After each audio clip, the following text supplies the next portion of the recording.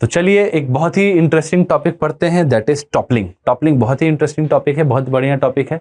Toppling क्या होता है उसके बारे में समझते हैं। जब किसी ब्लॉक को मान लीजिए यहाँ पे फोर्स लगाया जाता बीच में, तो ये क्या करता, स्लाइड करता। लेकिन बहुत बार आप देखे होंगे कि किसी बॉटल वगैरह पे ऊपर से अगर फोर्स लगाते हैं तो क्या होता है, वो क्या करता है बेटा, वो क्या करता है, वो टॉपल कर जाता है। वो क्या कर जाता है, टॉपल कर जाता है। इसके पीछे रीजन क्या होता है, इसको समझना बहुत ज्यादा जरूरी है।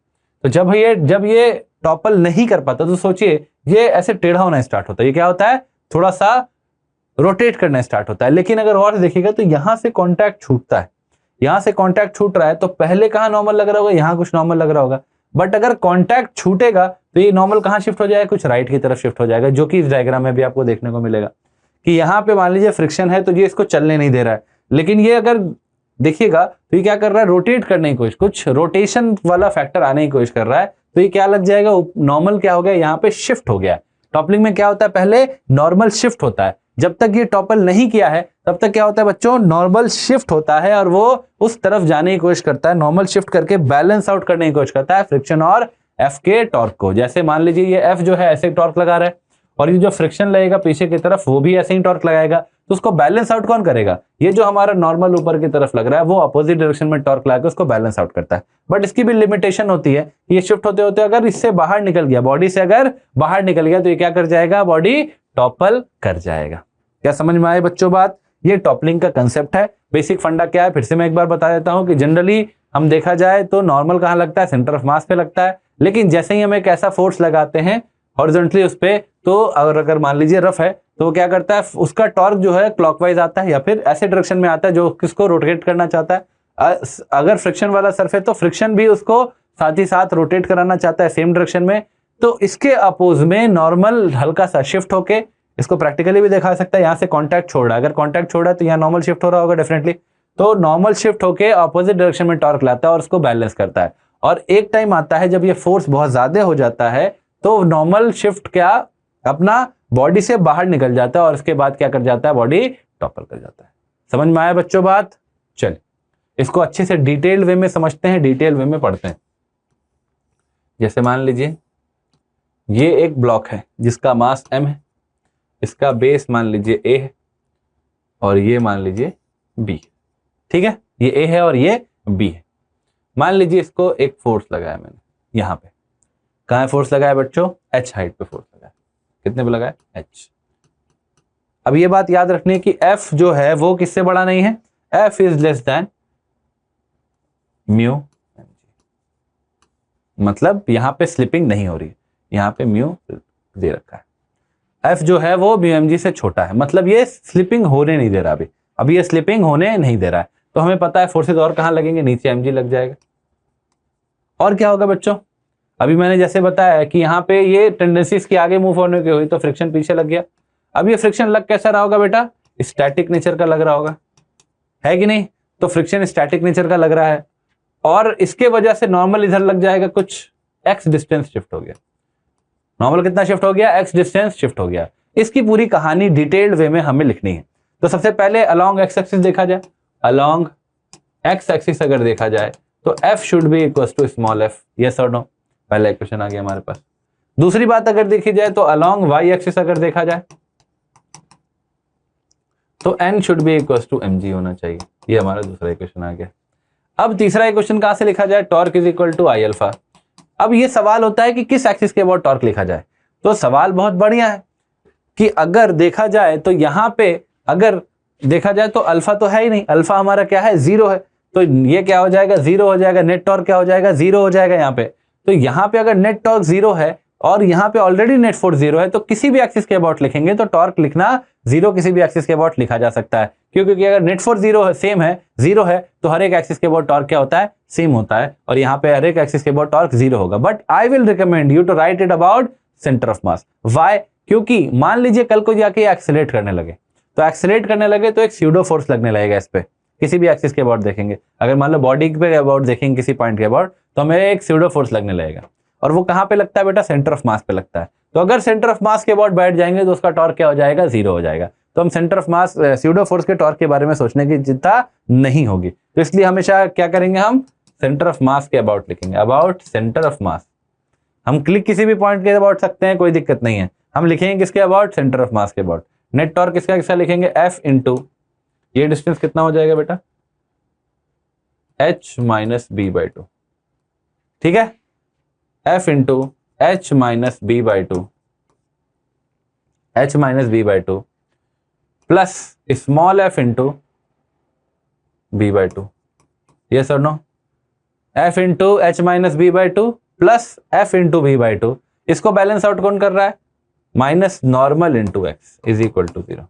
अब ये सारी चीजें लिख ली जाए तो F into h minus F into B by two, अब स्मॉल f को क्या लिख सकते हैं, कैपिटल F लिख सकते हैं, plus F into B by two is equal to normal क्या लिख सकते हैं, mg इंटू एक्स। तो ये दोनों तो टर्म कट गया ना, अरे हाँ की ना, F into B by two, F into B by two cut गया हमारा, तो x की वैल्यू क्या आ गई बेटा, f h by m g. X मेरा कितना शिफ्ट हो गया, f h by m g. X मेरा शिफ्ट कितना हो गया, f h by a. Direct question का इस्तेमाल कर सकते हैं और डायरेक्टली तब तक ये लगा सकते हैं जब तक ये एक्सेलरेट नहीं हो रहा है। अगर एक्सेलरेट नहीं हो रहा तो डायरेक्टली ये फॉर्मूला हम लगा सकते हैं, f h by m g is the formula that we can use if the system is not accelerating. समझ में आए बच्चों बात, ये डिस्प्लेसमेंट है इसका, ठीक है। अब यहां पर से कुछ बहुत ही अच्छी बात करने वाला हूं मैं, बहुत ही अच्छी बात करने वाला हूं, ध्यान से सुनना पड़ेगा आपको। यहां पे कुछ चीजें लिखी जाएंगी कि अगर इफ नो टॉपलिंग, एक्स की वैल्यू किससे छोटी होनी चाहिए, f x has to be less than a by two, yes और नो।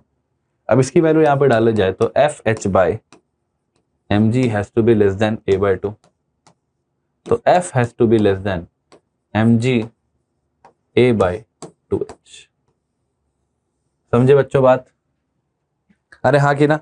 अगर स्लिपिंग नहीं करनी है तो f किससे छोटी होनी चाहिए, mg a बाई 2h से f छोटा होना चाहिए। फोर्स जो है mg a बाई 2h से फोर्स छोटा होना चाहिए। सिमिलरली अगर देखा जाए इफ नो स्लिपिंग, जो कि हम कंडीशन ऑलरेडी पहले लिख रखे हैं, इफ नो स्लिपिंग मतलब स्लिपिंग ना हो, अगर स्लिपिंग ना हो तो क्या होना चाहिए, f has to be less than f max और we can say that f has to be less than mu mg, f has to be less than mu mg। अब यहां से बहुत ही सुंदर कंडीशन बनने वाला है। अभी आप कुछ चीजों को देखते होगे, कहीं पे फोर्स लगा रहे हो तो फोर्स बढ़ाते जा रहे हो, बढ़ाते जा रहे हो, बढ़ाते जा रहे हो, तो कभी कभी हो सकता है स्लिपिंग करना स्टार्ट कर दे, वही कुछ और पोजीशन चेंज कर दो तो वही चीज क्या करना है, पहले टॉपलिंग करना स्टार्ट कर जाता है। तो पहले कंडीशन कैसे बनाएंगे कि पहले स्लिपिंग होगी या पहले टॉपलिंग होगी, यही बहुत सबसे इंपॉर्टेंट पार्ट है इस चैप्टर का। ये शिफ्ट करने वाला, नॉर्मल शिफ्ट करने वाला तो बहुत ही बेसिक सा चीज है, ये बड़ा आसानी से टॉर्क लिख के टॉर्क इक्वेट करके लिखा जा सकता है। लेकिन इंपॉर्टेंट पार्ट ये है जो अभी बताने जा रहा हूं कि ये शिफ्ट जो हुआ है, ये जो पहले स्लिप करेगा या पहले टॉपल करेगा, इसकी कहानी बहुत इंपॉर्टेंट है। वो पूरी तरह से म्यू पे, कितने हाइट पे लगा रहे हैं, कितना बेस है, इन सब चीजों पे डिपेंड करती है। समझ रहे हो बच्चों। तो यहां पे हमारे लिए क्या इंपॉर्टेंट है कि हम कहां पे फोर्स लगा रहे हो और इसका कंडीशन देखा जाए। तो अभी अगर देखा जाए तो इफ केस वन क्या लिखा जाएगा, पहले केस वन लिखते हैं। केस वन क्या होगा बेटा, topple case one, topple before slipping. Topple before slipping मतलब कौन बड़ा होना चाहिए बेटा, अगर प्रीवियस वर्स में देखा जाए तो पहले टॉपल कर जाए, पहले टॉपल कर जाए मतलब कौन बड़ा होना चाहिए, म्यू एम जी बड़ा होना चाहिए मेरे लिए, कि स्लिप ना हो, एफ इससे बड़ा हो जाए, इससे छोटा रह जाए। तो अगर देखा जाएगा तो इस कंडीशन में क्या हो जाएगा, mu m g has to be greater than m g a by 2h। तो एम जी कट गया, mu has to be greater than a by 2h। This is our condition for topple before slipping. समझ गए बच्चों बात। इसके बाद अगर case 2 देखा जाए, स्लिपिंग बिफोर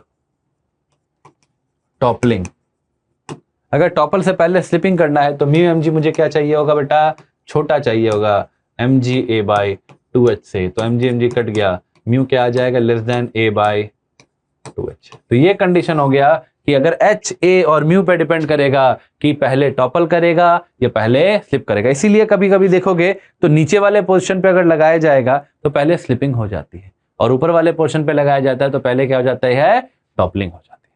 क्या समझ में आए बच्चों बात? बहुत ही बढ़िया कंडीशन, ये दो कंडीशन हमें याद रखना है और एटलीस्ट हमें ये मेथड तो समझ में आ ही जाना चाहिए और ये मेथड तो हमें याद ही रहना चाहिए कि किस तरीके से हमने कंडीशन निकाला है। समझ में आया बच्चों बात? आज ये क्वेश्चन देख लेते हैं, इस पे बेसिक क्वेश्चन है इसका कि यहाँ पे ये टॉपल कर रहा है कि नहीं कर रहा। Find if the block will topple और not, if not then by how much the normal will shift. अभी सबसे पहले देखना है कि टॉपल करेगा कि नहीं करेगा। सबसे पहले देखा जाए कि फ्रिक्शन इधर कितना लग रहा है बेटा, एफ मैक्स की वैल्यू सबसे पहले निकाल लो, चल रहा है कि नहीं चल रहा है। एफ मैक्स कितना हो जाएगा, mu m g, that is 50 newton. तो चल तो नहीं रहा, एक्सेलरेशन 0 है, तो यहाँ पे डायरेक्टली भी हम लगा सकते हैं कि कितना शिफ्ट होगा। यहाँ पे चल तो नहीं रहा है, यहाँ पे टॉपल करेगा कि नहीं करेगा वो देख लिया जाए। तो हम अगर देखेंगे तो यहाँ पे नीचे 100 लग जाएगा, इधर नॉर्मल लग जाएगा। ये एक्स की वैल्यू है, एक्स की वैल्यू कितनी होनी चाहिए, 1 मीटर से कम होनी चाहिए। ये जो पूरा है ये 2 मीटर, ये जो पूरा है ये 2 मीटर। तो फ्रिक्शन इधर लग रहा होगा बेटा, फ्रिक्शन कितना लग रहा होगा, 40 ही लग रहा होगा। तो 40 और नॉर्मल इधर लग रहा है, नॉर्मल जो लग रहा है, नॉर्मल कितना लग रहा होगा, डायरेक्टली हम लोग लिख सकते हैं यहाँ पे नॉर्मल कितना लग रहा होगा बच्चों। फ्रिक्शन जो होगा वो 40 लग रहा होगा, नॉर्मल जो होगा वो कितना लग रहा होगा, 100 लग रहा होगा। तो चलिए आज ये लिख लीजिए, टॉर्क लिखा जाए तो 40 इंटू ये डिस्टेंस कितना हो गया 1, ये डिस्टेंस भी कितना हो गया 1 मीटर। तो 40 into 1 plus 40 into 1 minus 100 into x is equal to 0। तो यहाँ पे देखा जाए 80 इज इक्वल टू 100x, तो x की वैल्यू कितनी हो गई 0.8 मीटर। क्या ये 1 मीटर से छोटा है? जी हाँ 1 मीटर से छोटा है। This is less than 1 metre, so block will not topple, block will not topple. और कितना शिफ्ट हो जाएगा, शिफ्ट जो हो जाएगा वो हो जाएगा 0.8 मीटर। क्या समझ में आई बच्चों बात? डायरेक्टली फोर्स इक्वेट करना है, टॉर्क इक्वेट करना है, टॉर्क 0 करना है और हमारा आंसर आ जाएगा। अगर ये x की वैल्यू 1 से बड़ी आ जाती इसका मतलब टॉपल कर रहा था, ये x से छोटी है इसका मतलब टॉपल नहीं कर रहा है। समझ में आया बच्चों बात? आ जाइए अगले क्वेश्चन की तरफ। आ जाइए, देखिए इंक्लाइन प्लेन पे ये ब्लॉक रख दिया गया। If the block remains in equilibrium, equilibrium मतलब ट्रांसलेशनल और रोटेशनल भी, ट्रांसलेशन और रोटेशनल भी। थीटा की वैल्यू tan इनवर्स म्यू से छोटी है, इसका मतलब ये स्लिप नहीं कर रहा है। Find the distance from centre of mass, the normal reaction will shift. अभी यहाँ पे अगर ऐसा है तो नॉर्मल कितना शिफ्ट हो जाएगा। तो आज ये इसको बेसिक क्वेश्चन को सॉल्व कर लेते हैं। इधर लगेगा mg sin थीटा और इधर लगेगा mg cos थीटा और नॉर्मल कुछ इस तरफ शिफ्ट हो जाएगा क्योंकि फ्रिक्शन कुछ ऐसे लगेगा, है कि नहीं। आज अगर देखा जाए तो नॉर्मल की वैल्यू क्या हो जाएगी, mg cos थीटा के बराबर हो जाएगी और फ्रिक्शन की वैल्यू क्या हो जाएगी, mg sin थीटा के बराबर हो जाएगी। तो इन दोनों का टॉर्क ही बैलेंस करना है, सेंटर ऑफ मास के बाद टॉर्क अगर लिख देंगे तो ये मान लीजिए x डिस्टेंस शिफ्ट हुआ है तो हम क्या कर सकते हैं, फ्रिक्शन इंटू v/2 है ना, minus n into x is equal to 0। तो फ्रिक्शन कितना है mg sin theta v/2 minus mg cos theta into x. तो mg तो कट गया, तो हमारे पास क्या बचा, तो b/2 sin theta is equal to x cos theta. तो x की वैल्यू क्या हो जाएगी, x की वैल्यू b/2 tan थीटा हो जाएगी। कितना एंगल, कितना डिस्टेंस शिफ्ट हुआ, b/2 tan theta, b/2 tan theta. क्या समझ में आया बच्चों बात? कितना शिफ्ट हो जाएगा, b/2 tan थीटा शिफ्ट हो जाएगा। सिंपल है, कोई समस्या, कोई परेशानी, कोई दिक्कत नहीं होनी चाहिए। आज इसमें एक अगला क्वेश्चन भी दे रखा है, बहुत ही बढ़िया। Write down the condition for slipping before toppling and toppling before slipping. देख लीजिए, बहुत ही बढ़िया, जो अभी हमने थोड़ी देर पहले यहाँ पे देखा था। क्या कंडीशन लिखा था, देखिए क्या कंडीशन था बेटा, इफ नो टॉपलिंग, अगर टॉपलिंग नहीं करना है तो वो बाहर नहीं निकलना चाहिए, एक्स जो है वो बाहर नहीं निकलना चाहिए और स्लिपिंग नहीं करने के लिए मैक्सिमम वैल्यू तक नहीं आना चाहिए। तो आज ये कंडीशन बहुत बढ़िया कंडीशन लिख लिया जाए। तो इफ एक्स की वैल्यू b/2 आ गई है, तो if no toppling, no toppling, तो क्या कंडीशन होना चाहिए, x has to be less than a/2, ये बेस a/2 का है ना, x has to be less than a/2, तो क्या है b/2 tan theta, b/2 tan theta has to be less than a/2। तो 2 कट जाएगा, tan theta has to be less than a/b, ये कंडीशन बन गया।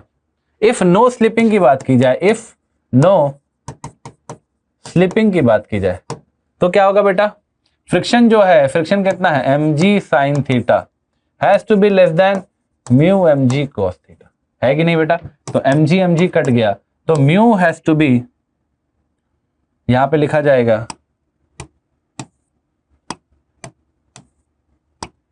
यहां पे अगर देखा जाए sir tan theta has to be less than mu, ये आ गया नो स्लिपिंग का कंडीशन, ये आ गया नो टॉपलिंग का कंडीशन। तो हमारे पास केस 1 अगर बोला जाए topple before slipping, case 1 topple before slipping, तो अगर देखा जाए तो tan theta a by B से छोटा होना चाहिए या म्यू से छोटा होना चाहिए।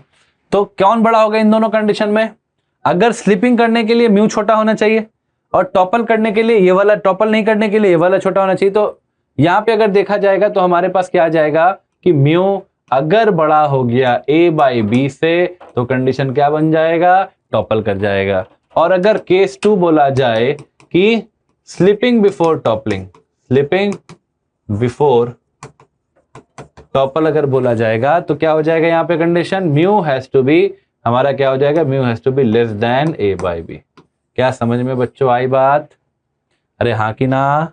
ये वाली बात थोड़ी एंड में अच्छी है कि म्यू अगर टॉपल कर रहा है तो म्यू बड़ा होना चाहिए ना, अगर टॉपल कर रहा है स्लिप नहीं कर, स्लिप करेगा तो म्यू छोटा सा स्लिप, फटाक स्लिप कर जाए, है कि नहीं? अगर ये टॉपल कर रहा है इसका मतलब क्या है कि म्यू की वैल्यू काफी कम है in comparison to a by B के। तो यहां से हम कंडीशन निकाल लिए कि अगर म्यू की वैल्यू बड़ी हो जाएगी a बाई बी से तो टॉपल कर जाएगा, और म्यू की वैल्यू छोटी हो जाएगी तो पहले स्लिपिंग कर